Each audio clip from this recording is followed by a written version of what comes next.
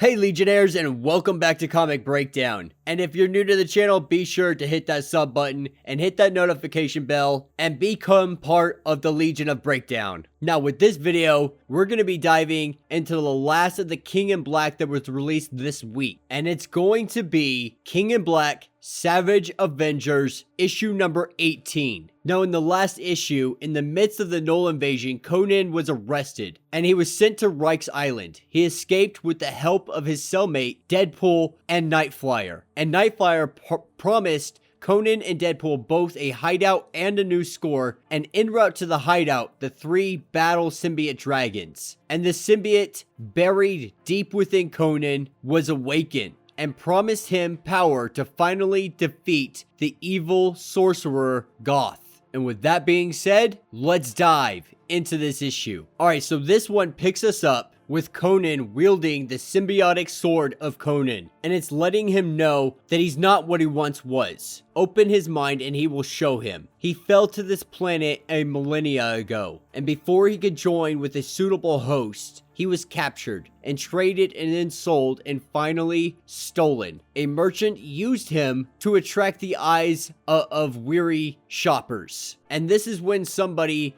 who's walking by decides that he wants to buy it and puts up a giant ruby or emerald, and the merchant's able to retire off of that. And this individual is the Sorcerer Supreme. And this was the first time that the symbiote was ever given any kind of kindness on this planet. And the Sorcerer Supreme really just wanted to learn. You know, Mekri Ra didn't want to bond with the symbiote, but he wanted to learn all of the symbiote's ways. Learn as much as he could from this. And we see that the symbiote bond with a cat, and it actually intrigues him quite a bit. But this is when someone comes to challenge the Sorcerer Supreme, the wizard Goth.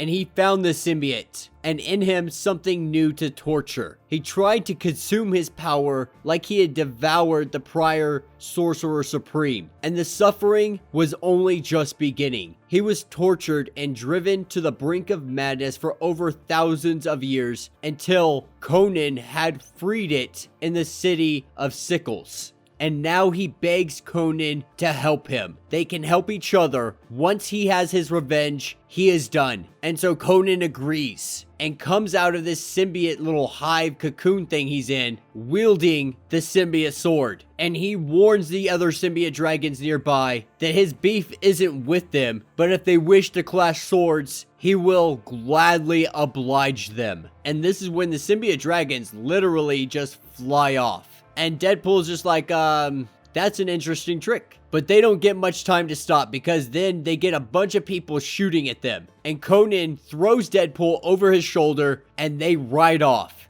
with Nightflyer saying that he has a location that they can go to that's a little bit closer than his house. And this is where we pick up 30 minutes later and 65 blocks south at the bar with no name. And so Flyer starts telling them about a hoard of treasure and that they want to go do this heist. And this is when his lawyer, and who just also happens to be his partner, and lets him know that he got his message. And Flyer tells him, like, if I get in a pinch, just tell them that Deadpool forced me to do all of this. And he lets him know, you know, that will be an easy thing to sway, but the police horse is going to be kind of hard to do because that's going to be considered kidnapping. And he says that he's going to see him again soon with a duffel bag full of cash. And then we see Deadpool really just having a conversation, but it's really to himself because nobody's listening to him. And he's just talking about how this isn't exactly how he thought he would be spending his 30th anniversary. And so everybody's getting ready to do this heist. And nobody's worried about anything. As long as the money comes out good, everybody's on good terms. And so here's the deal. They head down to this place, and supposedly it has just a crap ton of cash on stock. But the owners abandoned this place, at least during this event. And this is when Deadpool realizes where they are. And he's like, wait, you want to rob this place? This place is the Hellfire Club. And Conan asks, like, is it not true? Are they not rich? And Deadpool says, yeah, man, like, they're super rich. Like, disgustingly rich. But some of these guys shoot lasers out of their eyes, and others shoot stuff out of other places. And he lets Conan know, like, these are Logan's people. And Conan asks, like, is it Logan's money? And if it's not, then this shouldn't be an issue. Prove yourself to be more than Logan. And they get inside and walking around,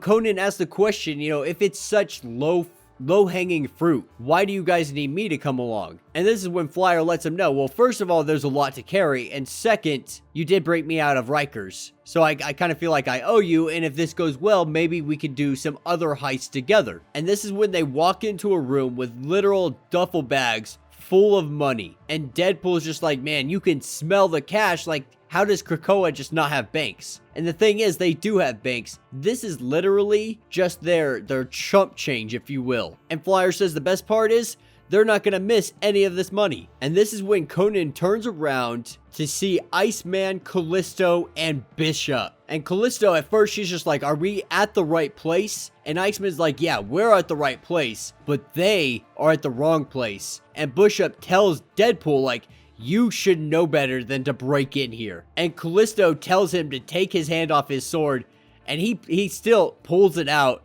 and she just tries to shush him, and he's like, don't shush me. And this is where she slices him, and Conan loses it and just says, I will not be threatened, and literally throws Deadpool at Bishop. And this is when Iceman tries to freeze them up, but Flyer's just like, screw this, and throws out a frag. And Deadpool beating the crap out of Bishop. He's just like, can you believe out of a boat full of stabby guys, and you make the cut instead of me? He's like, go back to Narnia, and kicks him through the portal. And this is when Callisto jabs Deadpool in the back of the head with a knife, saying, I wish you were a mutant so you could go to the hole. And then Conan knocks Callisto for a freaking loop, and Iceman tries to freeze out Conan, but it doesn't work. And he tells him straight up, like, that feels like home. It warms my heart that in this weak and pathetic world, there are still warriors descended from Ymir. And Iceman's just like, who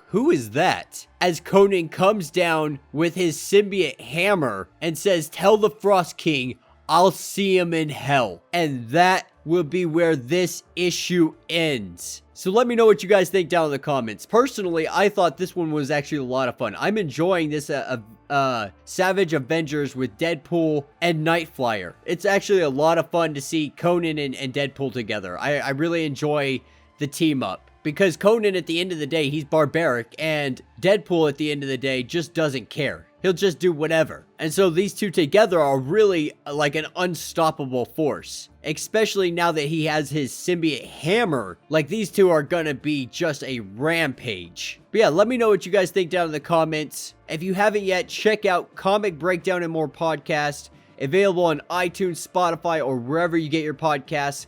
We talk about the comics here on the channel and so much more. Be sure that you've subscribed to the channel, like this video, and remember, we are Legion and we are many.